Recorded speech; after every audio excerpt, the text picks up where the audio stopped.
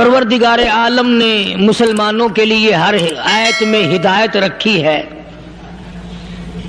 فلاح و بہبود کی منزلیں یہ ہر آیت کے اندر اللہ پاک نے رکھ دی۔ کیا بتاؤں، آج تک میرے تیرے دل میں اس بات نے یقین نہیں پکڑا کہ یہ قرآن کریم اللہ کا کلام ہے یا کسی بندے کا کلام ہے۔ خود اللہ کی عظمت ہمارے دلوں میں کہاں ہے؟ یہ تو اللہ پاک نے سوٹا لے کر اپنی خدائی ہم سے منوا رکھی ہے کہ کسی کی موت بھیج رہا ہے، کسی کو پیدا کر رہا ہے، کسی کو ہسپتال میں پھینک دیتا ہے، کسی کو تڑپتے ہوئے بازار میں لٹا دیتا ہے۔ السلام علیکم ورحمۃ اللہ وبرکاتہ۔ دوستوں، میں پھر ایک مرتبہ قاری حنیف ملتانی صاحب کا بیان لے کر کے حاضر ہوا ہوں۔ بڑا اہم بیان ہے، سبق آموز بیان ہے، زندگی کو بدل دینے والا بیان ہے۔ اس بیان کو توجہ کے ساتھ پورا سنیے گا۔ چلیے میں بھی آپ کے ساتھ ساتھ اس بیان کو پورا سنتا ہوں۔ کسی کو بھیک مانگتے ہوئے کو تخت شہنشاہی پہ بٹھا دیتا ہے، بادشاہ کا کان پکڑ کر گلیوں میں بھیک کے ٹکڑے منگوا دیتا ہے۔ خدا نے اپنی خدائی یوں منوا رکھی ہے۔ جہاں تک عظمتوں کا سوال ہے، وہ ہمارے یہاں کہاں ہے؟ میں اپنی اور اپنے بزرگوں کی کیا بات کروں، اس اللہ والے کی بات کروں جس کو دوسرے طبقے کے لوگ بھی مانتے ہیں۔ پیر مہر علی شاہ صاحب رحمت اللہ علیہ گولڑا شریف والے اپنی ایک کتاب میں لکھتے ہیں کہ ہر وہ سانس جس میں اللہ کا نام نہ لیا گیا ہو وہ سانس حرام گیا۔ جس سانس میں پروردگار عالم کا نام نہ آیا ہو، مالک کائنات کا نام نہ آیا ہو، فرماتے ہیں سانس بھی تو ایک نعمت ہے، جب رکتا ہے تب پتہ چلتا ہے کہ یہ کتنی بڑی نعمت تھی۔ تو ہر سانس کے آنے کا شکریہ کا طریقہ یہ ہے کہ ایک مرتبہ اللہ آدمی کی زبان سے نکل جائے۔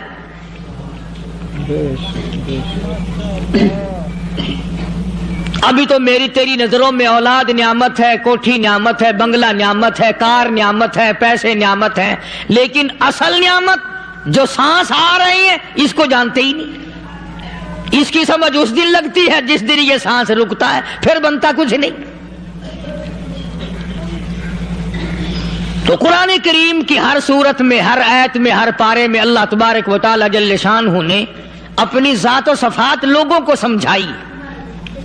اور کمال ہے کہ مخلوق خالق کو نہیں پہچانتی۔ کس طریقے سے سمجھایا جائے؟ اب آپ بالکل ذرا ابتدا کی طرف آئیں۔ ہر چیز کا مٹیریل آپ کو معلوم ہے۔ ساری دنیا کہتی آتی ہے کہ گڑ ڈالو تو گڑ کا مزہ آئے گا، شکر ڈالو گے تو شکر کا مزہ آئے گا، جتنا خرچ کرو گے اتنا ہی مزہ آئے گا، ویسا ہی لطف آئے گا۔ یعنی ہر چیز کا جیسا مٹیریل ویسا ہی مال تیار ہوگا۔ کبھی انسان نے بھی غور کیا اپنے مٹیریل کی طرف کہ میں بنا کس چیز سے ہوں؟ کبھی آدمی نے بھی سوچا کہ میرا مٹیریل کیا ہے؟ حالانکہ قرآن کریم للکار کی آواز دیتا ہے ثم جعلناہ نطفۃ فی قرار مکین،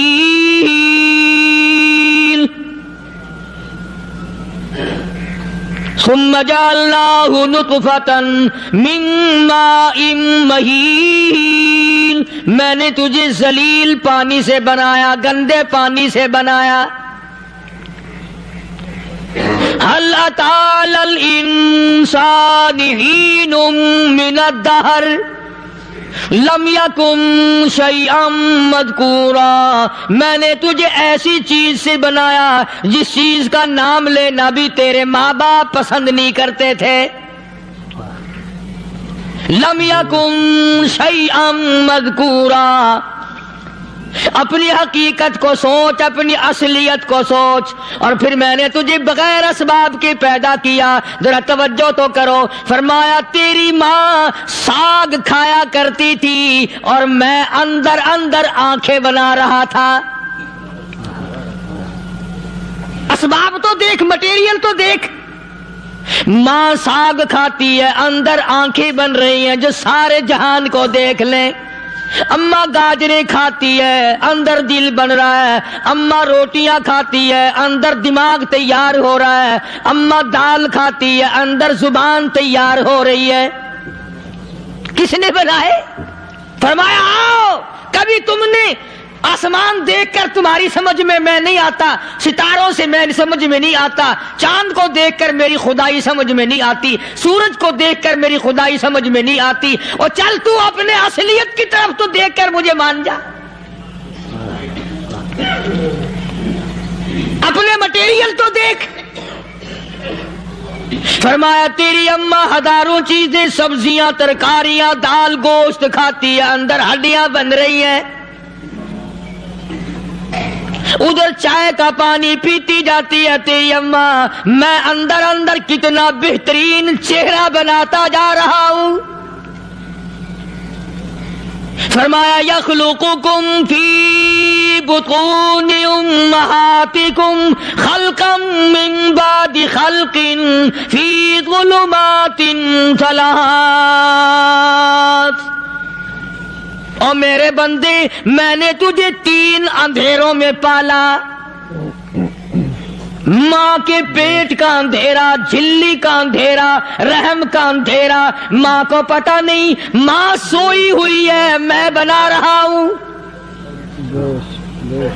تیری اماں کام کاج میں لگی ہوئی ہے، میں تجھے بنانے میں لگا ہوا ہوں۔ یہ پیارے پیارے لب کس نے بنائے؟ یہ پیاری پیاری آنکھیں کس نے بنائی؟ یہ کان کس نے بنائے؟ ان کانوں کے اندر جھلی اور پردے کس نے لگائے؟ یہ زبان کس نے دی؟ یہ دل و دماغ کس نے دیا؟ فرمایا میرے بندے کبھی تو غور کیا کر، ذالکم اللہ ربکم لہ الملک، تیری رگ رگ بنانے والا میں۔ اور میرے بندے مجھے اپنی کبریائی کی قسم، جتنے یہ تیرے سر پہ بال ہیں ایک بھی کسی اور کا بنایا ہوا نہیں۔ شکل تو کجا، لب تو کہاں، آنکھیں تو کون بنائے گا، ہاتھ تو کون بنا سکتا ہے، پیر تو کون بنا سکتا ہے، دل و دماغ تو کون بنا سکتا ہے؟ دماغ کے اندر سونگھنے کی طاقت کس نے رکھی؟ زبان کے اندر بولنے کی طاقت کس نے رکھی؟ چکھنے کی طاقت کس نے رکھی؟ ہاتھ کے اندر پکڑنے کی طاقت کس نے رکھی؟ پیر کے اندر چلنے کی طاقت کس نے رکھی؟ کانوں کے اندر سننے کی طاقت کس نے رکھی؟ فرمایا ذالکم اللہ ربکم۔ اور میرے بندے جب یہ سب کچھ کرنے والا میں، اور میری یہ بات بھی مان جا تیرا رب میں ہوں، کوئی نہیں میرے سوا تیری بگڑی بنانے والا، تیری مشکل کشائی کرنے والا کوئی نہیں، تیری حاجت روائی کرنے والا کوئی نہیں، تیری بگڑی بنانے والا کوئی نہیں۔ فرمایا تیری تو کیا مجال ہے، بڑے بڑے جب پھنسے سب نے میری ذات کو پکارا، فلما نجاہم الی البر اذا ہم یشرکون، جب آرام پہنچتا ہے، جب میں دولت دے دوں، اولاد دے دوں، مال دے دوں، مقدمے سے بری کر دوں، تندرستی عطا کر دوں، اللہ پاک فرماتے ہیں جب تو یوں کہتا ہوا عدالت سے نکلتا ہے نا، فلانے بزرگ نے مینو بری کرا دیتا، فرمایا میرا غضب جوش میں آتا ہے، تیرے پیر پکڑ کر پٹک پٹک کے تجھے زمین میں ماروں۔ کیا میں نے نام غیروں کا؟ تو خود گوارا نہیں کر سکتا، جو تیری ہو وہ کسی سے آنکھ لڑائے، اور میں کیسے گوارا کروں بندہ میرا سر دوسرے کے آگے جھکائے؟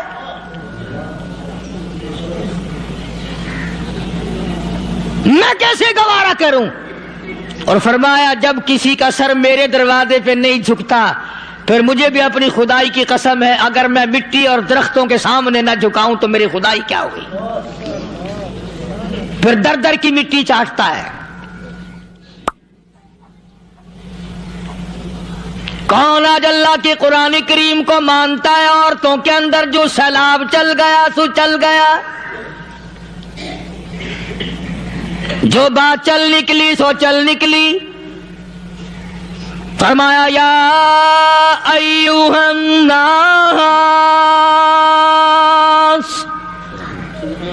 او لوگو، او بادشاہو، او امیرو، گورنرو، وزیرو، سفیرو، ذمہ دارو، تاجرو، یا ایھا الناس، او مولویو، او پیرو، او فقیرو، دروی درویشو، کلندرو، یا ایھا الناس، او لوگو، اتقوا ربکم، ڈرو اس پروردگار سے جس کے ایک حکم سے سارا نظام عالم ذرہ ذرہ ہو کر برباد ہو جائے گا۔ ڈرو اس مالک سے جو ایک منٹ میں بے اولادہ بنا سکتا ہے، ایک منٹ میں کوٹھی کو برباد کر سکتا ہے، ایک منٹ میں تمام نعمتوں کو چھین کر فقیر بنا سکتا ہے۔ بس ہم کہتے ہیں، آپ سنتے ہیں، دل میں یہ باتیں جمتی نہیں۔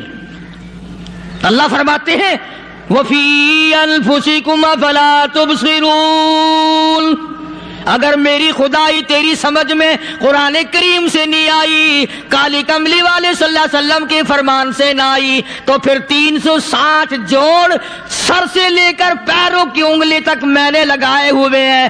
اپنے ایک ایک جوڑ سے پوچھ لے تجھے کس نے بنایا؟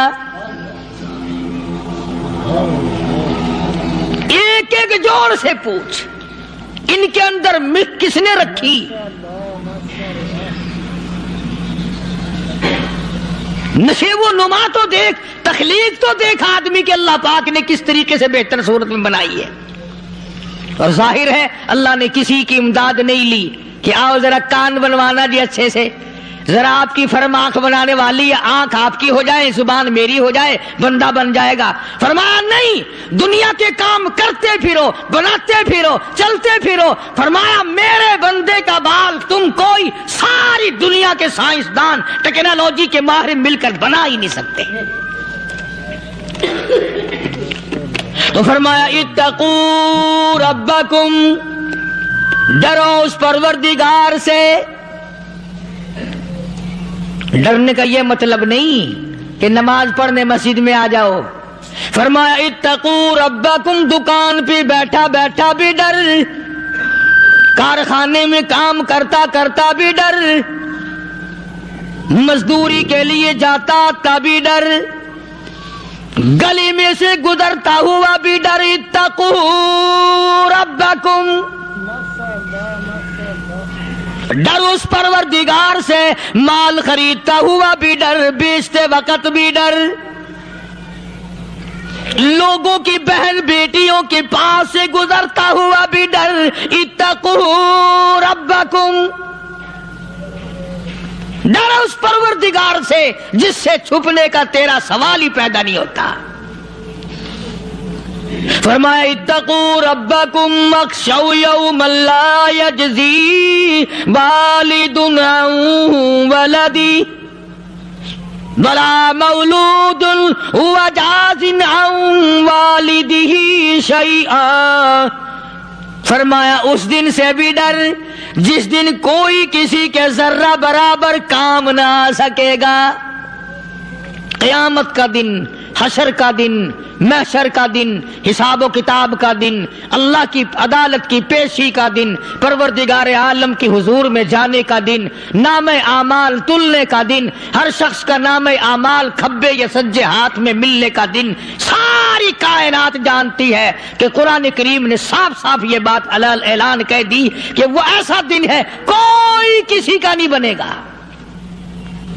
اولاد ماں باپ کی بننے کو تیار نہیں ہے، ماں باپ اولاد کے بننے اپنی اپنی میں جو پڑے ہوئے ہیں۔ بیوی خامند کی نہیں بنتی، خامند بیوی کا نہیں بنتا، اپنی اپنی مصیبت میں گرفتار ہے۔ روایت میں یوں آتا ہے، ارشاد ہے محمد عربی صلی اللہ علیہ وسلم کا کہ یہ جو دماغ ہے ناک کے ذریعے بہ کر باہر نکل جائے گا. سوا نیزے پہ سورج کی تپش، آنکھوں سے خون بہے گا. اہل محشر پناہ پکار اٹھیں گے. اور پھر کوئی 1-2 گھنٹے کی تو بات نہیں. قرآن کریم کی روح سے اور آیت کی صاف وضاحت سے پتہ چلتا ہے 50,000 سال کا ایک دن.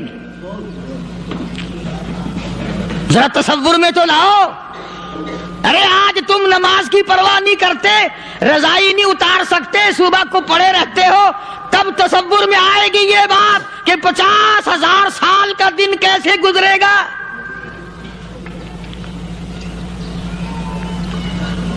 اب تو صبح کو عورت نہیں اٹھتی، مرد نہیں اٹھتا، شام کو یوں ہی کھا پی کر گدھے کی طرح بغیر نماز پڑھے سو جاتے ہیں، پرواہ ہی نہیں. فرمایا تعرج الملائکۃ والروح الیہ فی یوم کان مقدارہ 50,000 سنہ. 50,000 سال کا ایک دن. درخت نہیں، چھاؤں نہیں، کند نہیں، کوٹھی نہیں، بنگلہ نہیں، سمندر ختم، دریا ختم، نہر ندی نالے ختم، چشمے ختم، نلکے کنویں ختم، پانی کا نام و نشان نہیں. نظام عالم کو پہلے برباد کیا جائے گا، پھر یکدم سارا وجود میں لا لیا جائے گا. اذا السماء انشقت، یہ آسمان کڑاک کڑاک کر کے پھٹ پڑے گا. وَإِذَا النُّجُومُ انْكَدَرَتْ، ستارے زمین پہ دھڑام دھڑام کر کے گریں گے. وَإِذَا الْأَرْضُ مُدَّتْ، زمین بوریے کی طرح سے لپیٹ دی جائے گی. وَإِذَا الْجِبَالُ سُيِّرَتْ، یہ بڑے بڑے پہاڑ ہوا میں کپاس کی طرح اڑتے پھریں گے. تمام کے تمام علامات قرآن کریم بتا رہا ہے. اور آج مسلمان ہے، میں خود ہوں، آپ ہیں، میں قسم کھاتا ہوں کہ ہمیں خدا کے کلام پہ یقین کوئی نہیں. اگر یقین ہو پھر یہ غفلت. صحابی مدنی کریم صلی اللہ تعالی علیہ وسلم کا ساری رات کروٹیں بدلتا ہے. صبح ہوئی بیٹی نے پوچھ لیا، ابا جان میں ساری رات دیکھتی رہی، آپ کو نیند نہیں آئی، کیا کوئی تکلیف ہے؟ دیکھنے والی بیٹی کے بھی قربان جاؤں، بے چین ہونے والے ابا کے بھی قربان جاؤں. آخر بیٹی بھی جاگ رہی ہوگی تبھی تو دیکھا ہوگا. کہنے لگے ابا میں نے ساری رات کروٹیں بدلتے دیکھا، کیا بات ہے، آج نیند کیوں نہیں آئی؟ فرمایا لختے جگر او نور نظر، او میری بیٹی کل قرآن کریم کی ایک آیت سن کے آیا ہوں، ثم لم یتوبوا فلہم عذاب جہنم ولہم عذاب الحریق.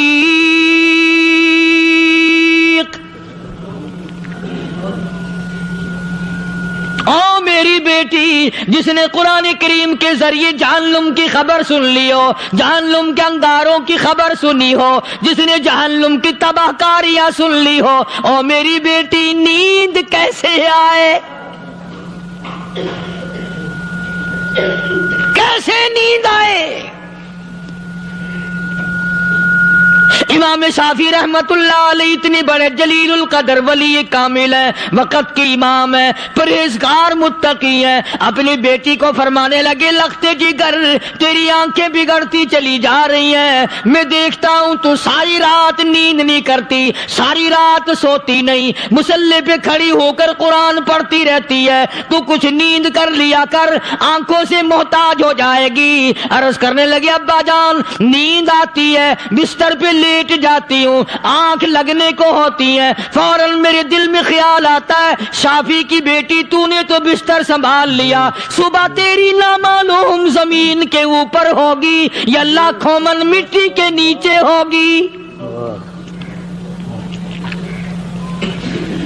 پھر میری نیند اکھڑ جاتی ہے، پھر کھڑی ہو کر خدا کا قرآن پڑھتی ہوں۔ وہ ساری رات قرآن پڑھا کرتے تھے، اور بدقسمت قوم تمہیں صبح اٹھ کر قرآن کا سپارہ پڑھنے کی توفیق نہیں ہے۔ مسلمان پر قرآن کا دیدار نصیب نہیں، قرآن کی زیارت نصیب نہیں، گدھے کی طرح کھاتے سو گئے اور گدھے کی طرح صبح اٹھ کر کھانا پینا شروع کر دیا۔ تو رب کے کلام کا اتنا باغی کہ تو دیکھنا پسند نہیں کرتا۔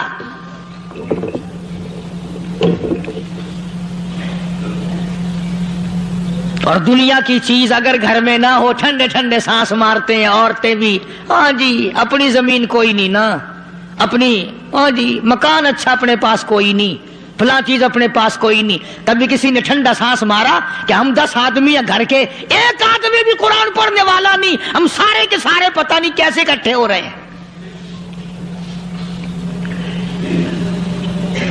اگر دل میں عظمت ہو، ڈاکٹر ہو، افسر ہو، وزیر ہو، آخر ہے تو انسان، ہے مسلمان، ہے مدنی کریم صلی اللہ علیہ وسلم کا امتی، پھر قرآن سے اتنا دور کیوں ہے؟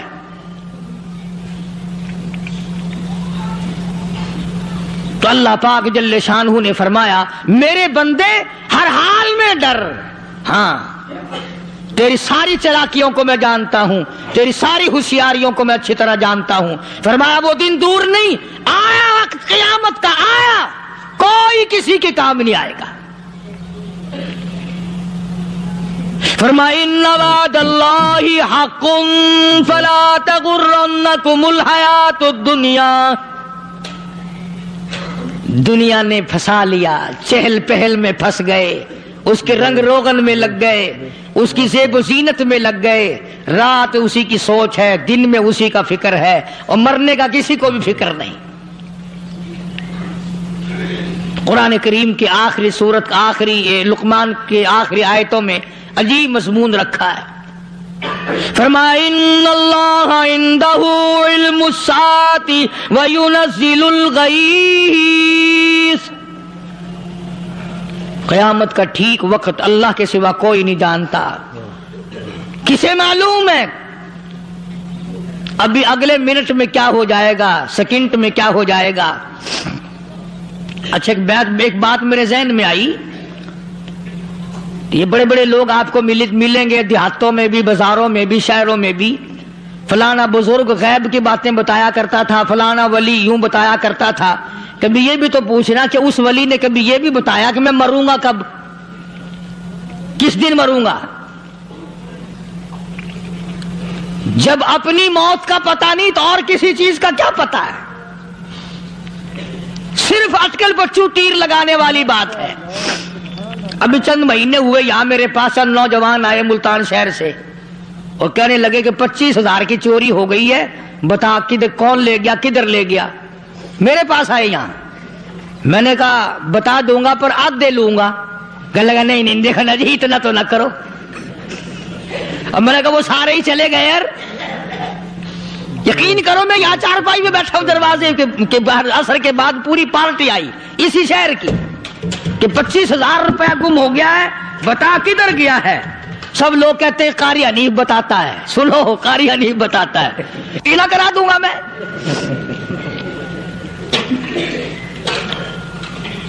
جتنا میں نے انکار کیا میرے سر ہوتے چلے گئے، اخیر میں نے بکواس کر دی، میں نے کہا اچھا بتاؤں گا پھر آدھے لوں گا۔ کہنے لگے نہیں،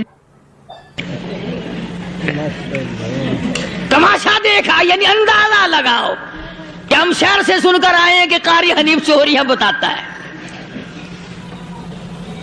اللہ غنی، کس کو معلوم ہے کہ ابھی کیا ہو جائے گا؟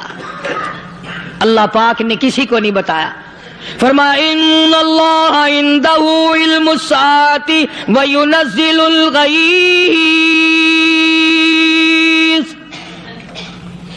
قیامت کا ٹھیک وقت کسی کو معلوم نہیں، بارش کا کوئی پتہ نہیں کب ہوگی، کتنی ہوگی۔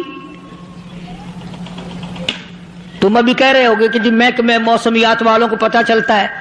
ان 3 مہینے میں یہ محکمہ موسمیات والے کئی دفعہ کہہ چکے ہیں کہ بندہ باندی ہوگی مگر کچھ بھی نہیں ہوا. بلکہ جتنے یہ زیادہ بتلاوے نا اتنا ہی موسم خراب ہوتا چلا جاوے. پچھلے سال انہوں نے روئی کی گانٹھوں کی گنتی بتائی کہ اتنی کپاس پیدا ہوگی ملک میں, اتنی روئی کی گانٹھ بنے گی, اتنی باہر بھیجیں گے اور اتنی اپنے گھر رکھیں گے. ذرا پوچھو تو صحیح ذمہ داروں سے سر کھجاتے پھرے کہ کھاد کے پیسے بھی واپس نہیں ہوئے. بھلا کسی کو کیا پتا کہ ابھی کیا تھا اور ابھی کیا ہو جائے گا, کل کیا ہوگا, پرسوں کیا. ایک اللہ کی ذات جانتی ہے. فرمایا وَيُنَزِّلُ الْغَيْثَ, کوئی نہیں جانتا بارش کب ہوگی, کتنی ہوگی, کہاں تک ہوگی, کس قدر ہوگی, کس طرف میں ہوگی, کہاں نہیں ہوگی. وَيَعْلَمُ مَا فِي الْأَرْحَامِ, کوئی نہیں جانتا عورت کے پیٹ میں کیا ہے, لڑکا ہے کہ لڑکی. باپ کو پتا نہیں, ماں کو پتا نہیں, دادی کو پتا نہیں, نانی کو پتا نہیں. یوں کہ کسی کو پتا ہو یا نہ ہو, حضرت صاحب کو پتا لگ جاتا ہے. حضرت صاحب کو کیوں, حضرت صاحب ٹھڈ دے اندر وڑدا ہوندا ہے. تماشا دیکھ, کوئی کسی کو پتا نہیں چلتا. اور خدا نے اپنی خدائی کسی کو تقسیم کر کے دینی نہیں. لم یلد ولم یولد, نہ میرے ماں باپ, نہ میں کسی کا باپ, نہ میری اولاد, نہ میں کسی کی اولاد. اللہ الصمد, بے نیاز, بے مثل, بے مثال ہوں. ہمیشہ سے ہوں اور ہمیشہ رہوں گا.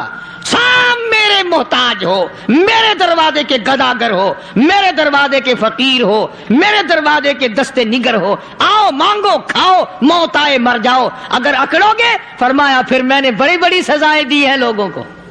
ہاں میں تو توبہ بھی منہ سے نہیں نکلنے دیتا,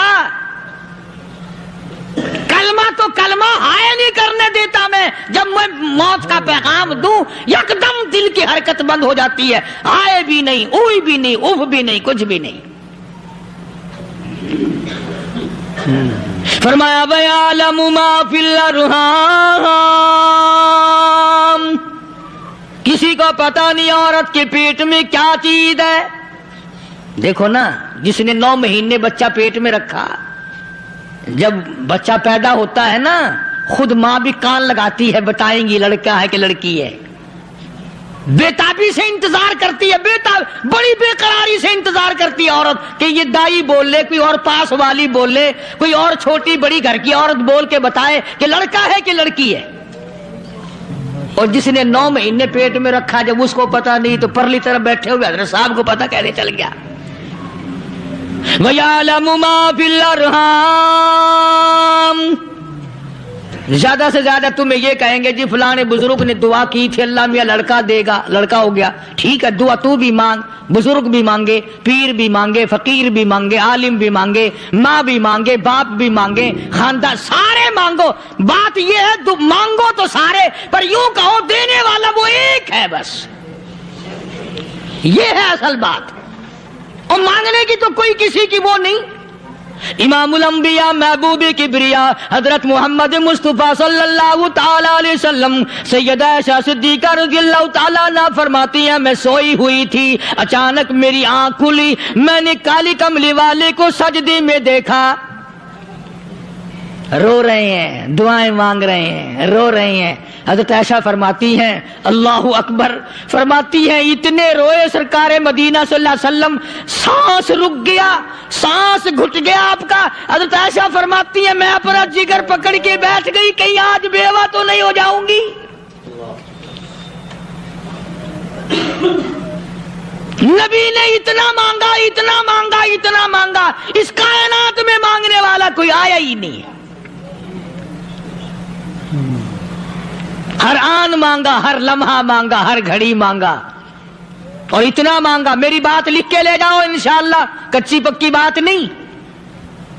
سیدہ عائشہ صدیقہ رضی اللہ تعالیٰ عنہ گواہ ہے، سیدہ فاطمہ الزہرا رضی اللہ تعالیٰ عنہ گواہ ہے، نبی کی گھر والی گواہ، نبی کی لخت جگر نوری نظر فاطمہ الزہرا گواہ، فرماتی ہیں حضور کریم صلی اللہ علیہ وسلم کا جب آخری وقت آیا، آواز بالکل ختم ہو گئی، آواز بالکل پست ہو گئی، پھر بھی لب حرکت کرتے تھے، لب حرکت کرتے تھے، دونوں کی دونوں فرماتی ہیں ہم نے کان لگایا، آواز تھی ربی حبلی امتی، ربی حبلی امتی، اور میرے مولا میری امت کو معاف کر دے۔ اور خدا کی قسم کالی کملی والے نے آخری سانس تک مانگا ہی مانگا۔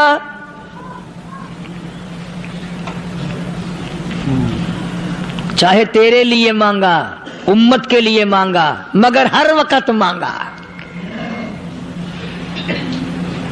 اور یوں فرمایا کہ میدان حشر میں جب لوگ چاروں طرف سے پریشان ہو کر، عاجز ہو کر، تنگ ہو کر، دھکے کھا کر، ذلیل ہو کر، انبیاء علیہ الصلوۃ والسلام کے مشورے سے جب حضور کریم صلی اللہ علیہ وسلم کے دربار میں آئیں گے، مشکاۃ شریف میں حدیث موجود ہے، ارشاد حضور کریم صلی اللہ علیہ وسلم کا، فرمایا لوگ مجھے سفارش کے لیے کہیں گے اللہ اکبر کبیرہ، تو یوں فرمایا یہ نہیں فرمایا کہ میں اللہ میاں کو ٹیلی فون کروں گا کہ دیکھنا ذرا خیال کرو امت آ رہی ہے میری، یا امت کو یہ کہے کہ رکا لے جاؤ، بلکہ یوں فرمایا جیسے امت آ کر کے مجھے پریشان کرے گی میں سجدہ کروں گا،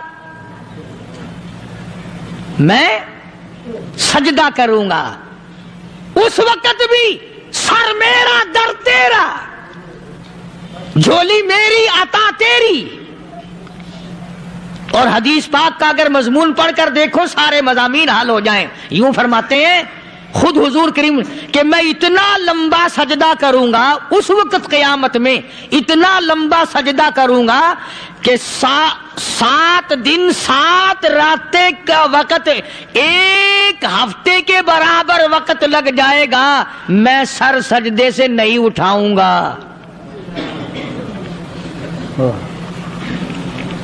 اتنا لمبا سجدہ کروں گا کہ ایک ہفتے کی مقدار وقت لگ جائے گا۔ یہ مقدار کیوں فرمایا؟ قیامت کا دن ہے نا، دن ڈھلنا نہیں، چھپنا نہیں، رات آنی ہی نہیں، رات تو ہے ہی نہیں نا، اس لیے فرمایا ایک ہفتے کی مقدار دن لگ جائے گا، وقت ختم ہو جائے گا پورا ہفتے کے برابر۔ اس کے بعد اللہ پاک مجھے فرمائیں گے ارفع راسک یا محمد صلی اللہ علیہ وسلم، میرے محبوب سر اٹھاؤ، سل مانگو توتا دوں گا، مانگو دیا جائے گا، سوف یعطیک ربک فترضی، تیرا رب تجھے راضی کر دے گا۔ صحابہ کرام رضوان اللہ تعالی علیہ مجمعین نے عرض کر دیا یا رسول اللہ صلی اللہ علیہ وسلم آپ کس وقت راضی ہوں گے؟ کتنے لوگ جنت میں چلے جائیں گے، دوزخ میں چلے جائیں گے، آپ کس وقت راضی ہوں گے؟ خدا کی قسم اس محسن کائنات کا کیا کہنا کالی کملی والے نے جو ہم پر مہربانی فرمائی۔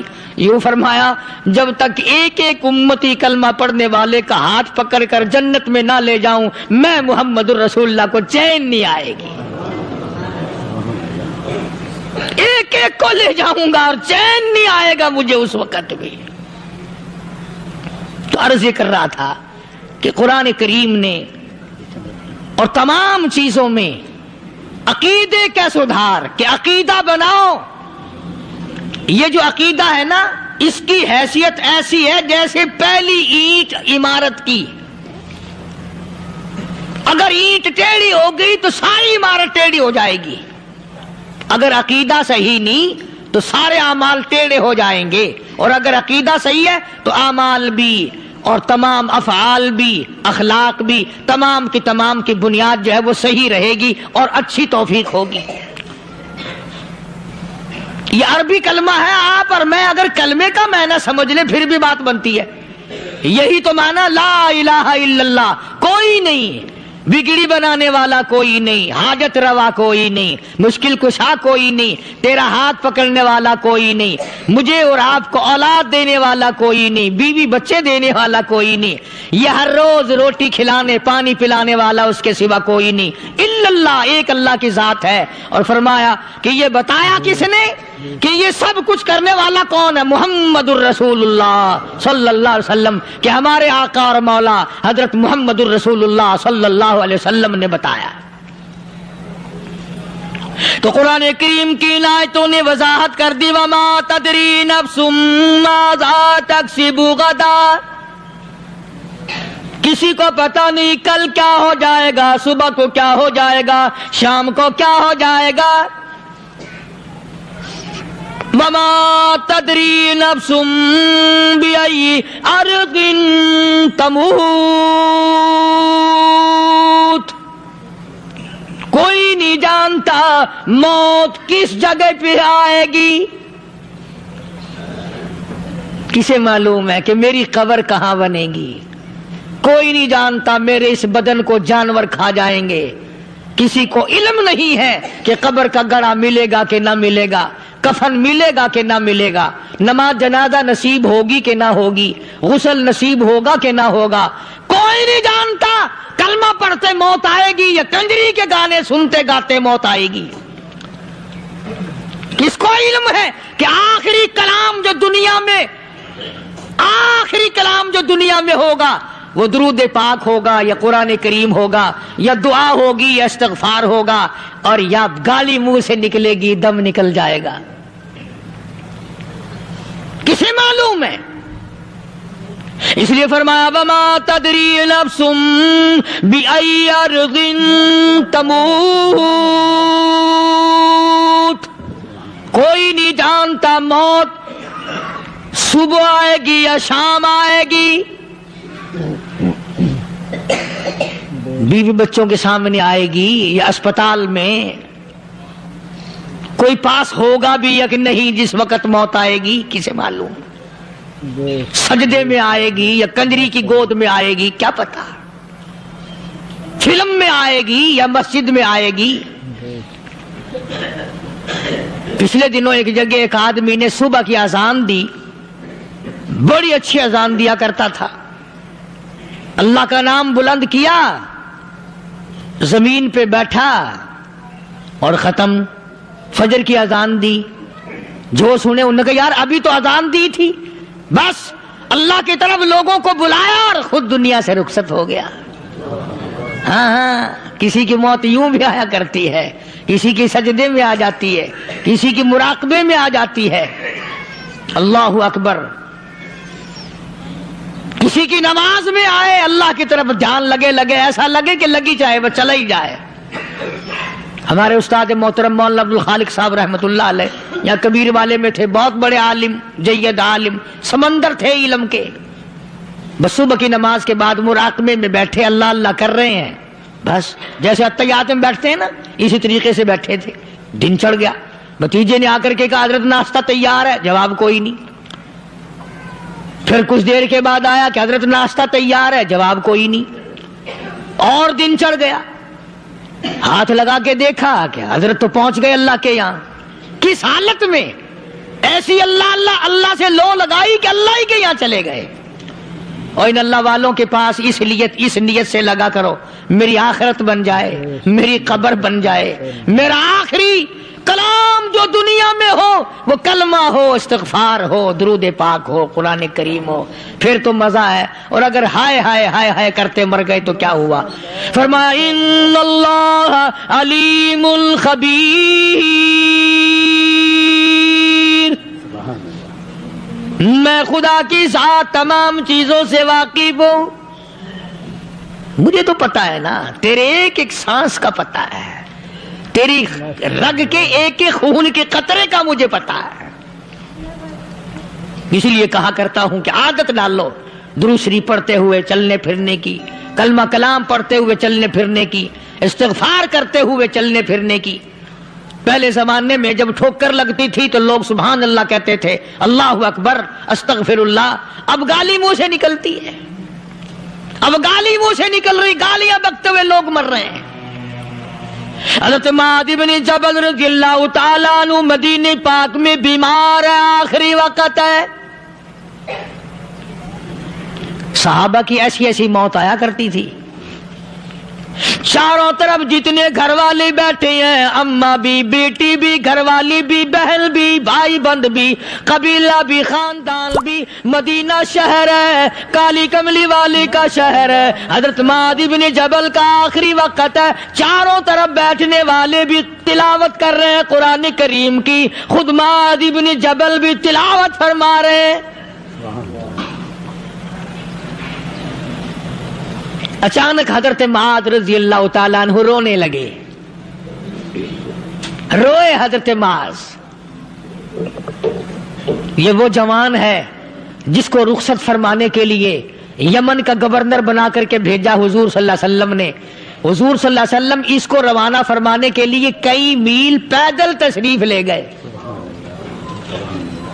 ہاں حضور کے صحابہ۔ تو معاذ بن جبل جب رونے لگے تو گھر والوں نے پوچھا کیوں؟ کوئی بیٹھا ہوگا نا، کہنے لگا ڈر گئے، موت سے ڈر رہے ہو، موت سے ڈر کے رو رہے ہو؟ حضرت معاذ کہنے لگے نہیں، موت سے کیا ڈرنا، میں کیوں ڈروں موت سے، اس نے تو آنا ہی آنا ہے، میں نہیں ڈرتا۔ انہوں نے کہا پھر رویا کیوں رو رہے ہو؟ اللہ اکبر۔ صحابی کہتا ہے میرے دل کی تمنا میرے دل میں رہی، میری آرزو پوری نہ ہو سکی، میری حسرت میرے دل میں رہی، میرا شوق پورا نہ ہو سکا، میری آرزو پوری نہ ہو سکی، میری تمنا پوری نہ ہو سکی، بستر پہ موت آ رہی ہے اس لیے رو رہا ہوں۔ اے کاش رمضان کا مہینہ ہوتا، میں روزے دار ہوتا، گرمی کا موسم ہوتا، مجھے سخت پیاس لگی ہوتی، کفار سے مقابلہ ہوتا، میدان جہاد اور جنگ ہوتا، میں کئی کافروں کو قتل کر دیتا، پھر وہ مجھے قتل کر دیتے، میری زبان کاٹ لیتے، میری اللہ کے یہاں پیشی ہوتی، میرا رب مجھ سے پوچھتا معاذ دنیا سے کیا لایا؟ میں عرض کرتا الہی بولوں کیسے، تیری راہ میں زبان کٹا کے آیا ہوں اور روزہ رکھ کر آیا ہوں، تیرے محبوب کے حوض کوثر کے پانی سے روزہ افطار کروں گا۔ کہتا اس لیے رو پڑا ہوں کہ بستر پہ موت آ رہی ہے۔ ڈر کس چیز کا؟ یہ نہیں ڈرا کرتے تھے۔ حضرت ابو ایوب انصاری سب کہہ دو رضی اللہ تعالی عنہ۔ اللہ اکبر، کتنا بڑا مقدرہ والا جوان ہے، مدینہ پاک میں حضور کریم صلی اللہ علیہ وسلم نے اسی کے یہاں ڈیرا لگایا۔ آخری وقت ہے، بیمار ہیں ابو ایوب انصاری، مدینے سے صحابہ جنگ کے لیے چلے۔ آؤ صحابہ کی تمنائیں دیکھو، ہم جتنے بیٹھے ہماری تمنا تو یہی ہے نا، کاروبار بڑھ جائے، مکان دکان کا ساز و سامان بڑھ جائے، یہ مل جائے وہ مل جائے، یہ ہو جائے وہ ہو جائے۔ ابو ایوب انصاری بیٹھے ہوئے دیکھ رہے ہیں صحابہ سواریوں پہ پیدل تلوار نیزے تیر لے کے چلے۔ ابو ایوب انصاری کہنے لگے کہاں چلے ہو؟ کہ جہاد فی سبیل اللہ کے لیے۔ کہنے لگا مجھے بھی لے چلو۔ سمجھ رہے ہیں آپ سارے؟ فرمایا مجھے ساتھ لے چلو۔ کمال ہے، بیمار آدمی اور جنگ میں بیمار کا کیا کام ہے، کیا کرو گے؟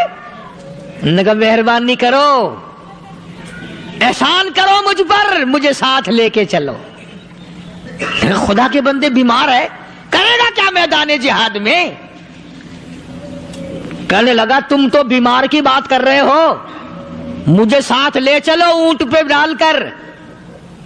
توجہ کرنا ذرا، آخری بات میرے یاد آئی ہے، بتانے لگا ہوں۔ ابو ایوب انصاری حضور کا میزبان مدینے والا کہتا ہے میں بیمار ہوں، مجھے اونٹ پہ ڈال کے لے چلو، اور اگر میری راستے میں موت آ جائے پھر بھی میری لاش کو ساتھ لے جانا۔ جہاں کفر اور اسلام کا جنگ ہوگا، مقابلہ ہوگا، اس میدان میں میری لاش کو پھینک دینا۔ शायद किसी मुजाहिद की सवारी का पैर मेरे ऊपर आ जाए, मैं भी क़यामत में अल्लाह के हुजूर में कहूंगा, या अल्लाह तेरे मैदान जिहाद से उठ के आया हूं मैं भी। अंदाजा लगा अबू अय्यूब अंसारी की तमन्नाओं को देख, हसरतों को देख। फरमाया मुझे साथ ले चलो, अगर मेरी मौत आ जाए तो लाश को भी फेंकना नहीं, दफन रास्ते में ना करना, साथ ले चलो, वहां मैदान में डाल देना, और इस्लाम के लिए जो लड़ने वाले हों, कुफर को मिटाने वाले हों, उनके पैर मेरे ऊपर आ जाए, मैं कामयाब हो जाऊंगा। एक तुम हो जो मस्जिद में झाड़ू देने से भी आर करते हो, सफ बिछाने में भी तुम्हें शर्म आती है, सफ इकट्ठा करने में भी तुम्हें शर्म आती है, इधर उधर कोई चीज करने में तुम्हें क्या मालूम है, जिस वक्त क़यामत के दिन इन शाही दरबारों के खादमों को इनाम मिलेगा ना, फिर टकरे मारोगे, ओ हो लो भाई कमाल हो गया, हम तो यूं ही रह गए। आज तौफीक नहीं रही, अल्लाह से मांग, सोते भी मांग, जागते भी मांग, हर वक्त मांग, वही तेरी मेरी झोली भरेगा, उसी की अता और बंदा नवाजी से हम सब का काम चलेगा। फरमाया इन्नल्लाह अलीमुल खबीर, मैं तुम्हारी जरूरियात को भी जानता हूं, हर चीज का मुझे पता है। ये सफर तय करते करते शाम हो गई, घिनौने जंगल में शाम आई। उस जमाने में बड़े दूर दूर बस्तियां शहर हुआ करते थे। शाम करीब आई तो सहाबा इकराम ने पड़ाव डाल दिया, डेरा डाल दिया। कुछ आदमी जंगल में मिले, उन्होंने कहा आप लोग यहां ना ठहरे, यहां ना क़याम करना। उन्होंने कहा क्यों?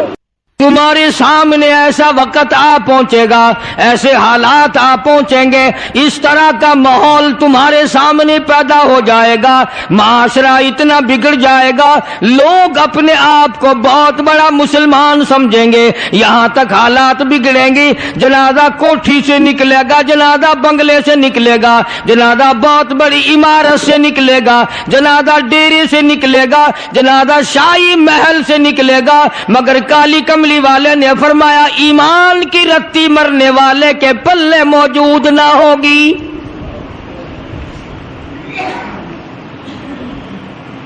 अल्लाहु अकबर अल्लाह। इरशाद फरमाया मदनी करीम सल्लल्लाहु ताला अलैहि वसल्लम ने, बेयकीनी का दौर आएगा, बदगुमानी का दौर आएगा, लोग इस कदर दूर हो जाएंगे कि वो दुनिया को दीन पे तरजीह देंगे, अल्लाह के कुरान को हल्का समझेंगे, निज़ाम मुस्तफा सल्लल्लाहु अलैहि वसल्लम को हल्का समझेंगे, अल्लाह के नबी का फरमान उनके सामने हल्का होगा, और यहूद और नसारा की रिवायात उनके लिए ऊंची बन जाएंगी।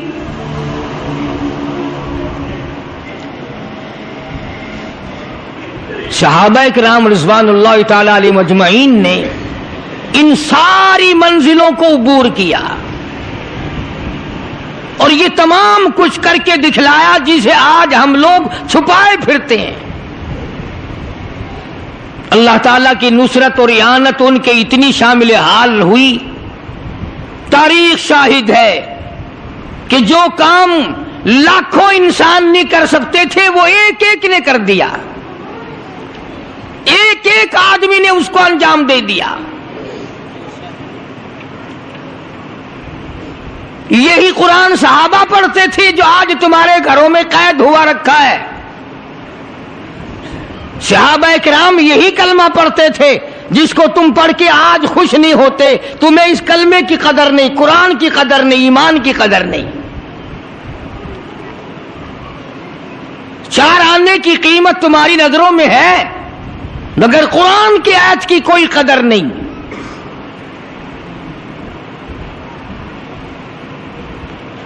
सहाबा किराम ने वो काम करके दिखलाए, इतनी अल्लाह ताला ने उनको स्पिरिट दी थी, इतनी जुर्रत दी थी, इतनी ताकत बख्शी थी कि दुनिया हैरान रह गई। मिसाल के तौर पर सहाबा किराम का लश्कर जा रहा है, दरिया आ गया, उसमें तूफान है, तुगयानी है, तलातुम है, पार जाना है। سعد ابی وقاص رضی اللہ تعالیٰ عنہ کی قیادت ہے جناب نبی کریم صلی اللہ علیہ وسلم کا دیوانہ پروانہ صحابہ کرام کی جماعت ہے. آ کے اپنے قائد اپنے امیر سے لوگ کہنے لگے او سعد موسیٰ علیہ السلام کے غلاموں کو اسی دریا نے سڑکیں بنا کے دی. ہم غلام ہیں محمد عربی صلی اللہ علیہ وسلم کے, ہم دریا کا کھڑے ہوئے منہ دیکھ رہے ہیں کیسے پار جائیں, کشتی نہیں جہاد نہیں, کیا بات ہے.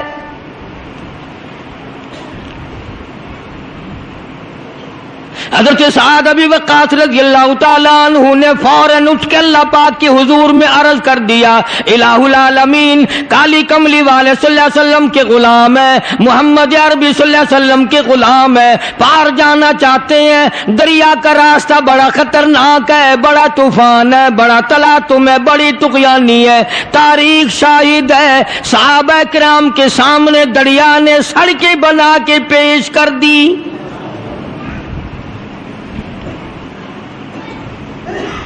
صحابہ کہتے ہیں ہمارے گھوڑے یا کسی اونٹ کا پیر بھی نہ بھیگا, پانی نے غلامی کی, پانی نے سڑکیں بنا کر پیش کر دی. آج اگر تم بناؤ گے پہلے اس کا اسٹیمیٹ لگاؤ گے, پھر اس میں اپنے لیے کچھ بچت رکھو گے, پھر ٹھیکیدار سے ملو گے, پھر افسروں کا اس میں سے کچھ حصہ نکالو گے, پھر کبھی جا کر کے سڑک بنے گی اور انشاءاللہ جب تک وہ پوری ہوگی پیچھے سے اکھڑ جائے گی. مسلمانوں کے کام ہیں سارے. صدارتی حکم میں پیران پیر جناب صدر ضیاء الحق صاحب نے نماز کا حکم دیا ہے. الحمدللہ بڑی خوشی کی بات ہے, سارے نماز پڑھو, اللہ اللہ کرو, بڑی اچھی بات ہے. مگر حضرت سوال تو یہ ہے کہ یہ نماز بھی پڑھتے رہیں گے اور حرام بھی کھاتے رہیں گے تو نماز کیا کرے گی ان کا؟ بھائی ان کا تو علاج کرو پہلے کچھ, یا تو علاج ان کا ناممکن ہے یا کرتے نہیں. جتنے یہ بڑے بڑے محکمے ہیں اور عملے ہیں یہ نماز پڑھوائیں گے یا پڑھیں گے؟ ان کے بس کا کوئی سا کام بھی نہیں ہے. جن کی روح میں انگریز کی گھٹی پڑ گئی, جن کے رگ و ریشوں میں حرام جم گیا, تم اس سے کیسے چھڑاؤ گے؟ حضرت سعد ابی وقاص رضی اللہ تعالیٰ عنہ کی قیادت میں سارا لشکر پار نکل گیا, پھر پانی مل گیا. حضرت سعد رضی اللہ تعالیٰ عنہ نے ایک بڑے میاں کو دیکھا دریائے قلزم, دریائے نیل کے کنارے پہ کھڑا ہوا بیٹھا ہوا ایک صحابی رو رہا ہے. حضرت سعد رضی اللہ تعالیٰ عنہ نے پوچھا ما تبکی یا ایھا الشیخ, اور بڑے میاں تجھے کیا ہوا, تو کیوں رویا؟ کہنے لگا اس دریا میں سے گزرتے گزرتے پار ہوتے ہوتے میرے ہاتھ میں ایک لکڑی کا پیالہ تھا جو عطیہ تھا, جو ہدیہ تھا, جو مجھے امام الانبیاء نے صلی اللہ علیہ وسلم نے رحمت والے ہاتھوں سے مجھے عطا فرمایا تھا. گزرتے گزرتے میرے ہاتھ سے چھوٹ گیا, دریا میں گر گیا, میں مر جاتا مجھے غم نہ تھا, میں ختم ہو جاتا مجھے غم نہ تھا, اور زندگی میں کالی کملی والے کا ہدیہ چھن گیا, میری زندگی تلخ ہو گئی. اللہ اللہ اللہ, کیا بات ہے. اللہ کسی کو بادشاہ کا ہدیہ ملا ہوگا, کسی کو وزیروں کا ہدیہ ملا ہوگا, کسی کو امیروں کا ہدیہ ملے گا. مجھے شہنشاہ کائنات نے ہدیہ دیا, رحمت والے ہاتھوں سے ہدیہ دیا, لکڑی کا پیالہ دیا. میں اسے جان سے زیادہ عزیز رکھتا تھا اور مجھ سے دنیائی میں چھن گیا. اور مسلمانوں, نبی کریم صلی اللہ علیہ وسلم کا دیوانہ لکڑی کے پیالے کیوں رو رہا ہے, وہ مجھ سے الگ کیوں ہو گیا؟ ہم ساری زندگی میں کبھی نہ روئے, اللہ اور نبی کا عطا کردہ قرآن ہم سے الگ ہو گیا. بے شک بے شک بے شک. اللہ ہم بھی کبھی بیٹھ کے روئے کہ یار اتنا بڑا قرآن ہے, اس میں میرا کوئی حصہ نہیں. مجھے سورت یاسین بھی نہیں آتی، مجھے سورت ملک بھی نہیں آتی، مجھے قرآن کریم کا سپارہ بھی نہیں آتا۔ کون سی عورت روتی دیکھی، کون سا مرد روتا دیکھا کہ اتنا بڑا اللہ کا انعام، خدا کا کلام، نبی کا پڑھا ہوا کلام، جبریل امین کا تلاوت کردہ کلام، قطبوں ابدالوں اور اولیاء کرام کا ساری رات رو رو کے تلاوت کیا ہوا کلام، مجھے اس سے کچھ نہیں ملا۔ کون روئے؟ حضرت سعد ابی وقاص رضی اللہ تعالیٰ عنہ نے اس صحابی کی پریشانی دیکھی،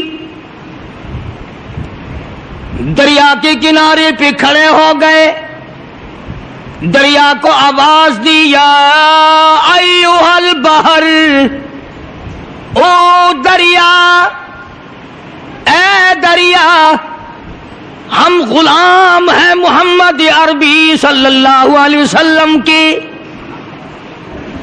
کالی کملی والے کے ایک دیوانے کا پیالہ تجھ میں گر پڑا، میں حکم دیتا ہوں پیالہ واپس کر دے۔ دریا کو کہتا ہے میں حکم دیتا ہوں پیالہ واپس کر۔ یہ بات تمہاری سمجھ میں نہیں آئے گی۔ ہاں وہ تو آ جاتی ہیں کہ ایک آدمی تھا دریا سے پار جانا چاہتا تھا، ایک اللہ والے نے کہا میری انگلی پکڑ، اس نے پار ٹپا دیا۔ کیا چیز بعید ہے محمد کریم صلی اللہ علیہ وسلم کے غلاموں سے؟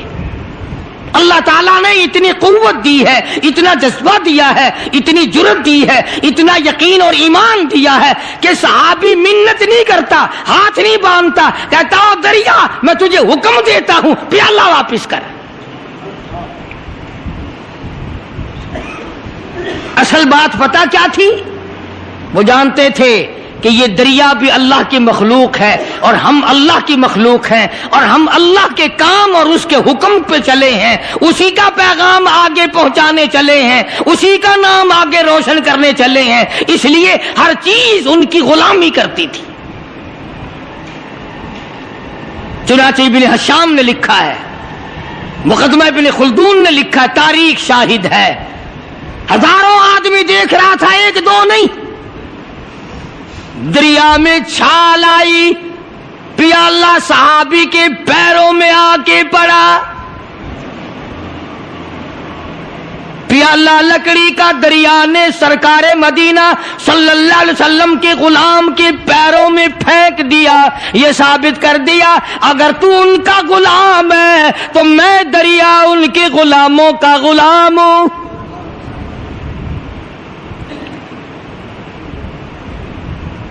کس قدر کامیاب ہوئے دنیا میں، اور دین کی کامیابی تو ان کے لیے ہے ہی، اور اس پر فخر نہیں کیا کسی صحابی نے کہ صاحب ایسا ہوا ایسا ہوا۔ یہاں سے چلے، آگے سفر طے کرتے کرتے شام ہو گئی، گھنونے جنگل میں شام آئی۔ اس زمانے میں بڑے دور دور بستیاں شہر ہوا کرتے تھے۔ شام قریب آئی تو صحابہ اکرام نے پڑاؤ ڈال دیا، ڈیرا ڈال دیا۔ اللہ اکبر، بے شک، سبحان اللہ۔ کچھ آدمی جنگل میں ملے، انہوں نے کہا آپ لوگ یہاں نہ ٹھہریں، یہاں نہ قیام کرنا۔ انہوں نے کہا کیوں؟ کہ بڑے بڑے موذی جانور ہیں یہاں، ہاتھی ہیں، چیتے ہیں، بھگیاڑ ہیں، شیر ہیں، کھا جائیں گے تمہیں۔ صحابہ اکرام نے کہا کہ یہ بڑا مشکل مسئلہ کہ ہمیں کوئی کھا جائے۔ بے شک بے شک، سبحان اللہ۔ حضرت سعد ابی وقاص رضی اللہ تعالیٰ عنہ نے ایک جوان کو حکم دیا، درخت پہ چڑھ کے آواز لگاؤ۔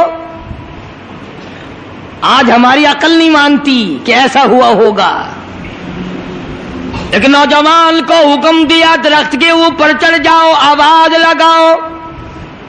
درخت درخت کے اوپر چڑھ کر اللہ والے نے آواز لگائی، او ہاتھیوں، او جنگل کے شیروں، او بگیاڑوں، او چیتوں، او بڑے بڑے موذی جانوروں، ہم غلام ہیں محمد عربی صلی اللہ علیہ وسلم کے، اور ہم رات کو یہاں قیام کرنا چاہتے ہیں، اس لیے میں حکم دیتا ہوں اس رات کے لیے جنگل کو خالی کر دیا جائے۔ تاریخ شاہد ہے، ہاتھی، چیتے، بگیاڑ، شیر، بڑے بڑے موذی جانور چیخو پکار کرتے ہوئے 5-10 منٹ میں جنگل سے باہر ہو گئے۔ کیا بات تھی ان حضرات میں؟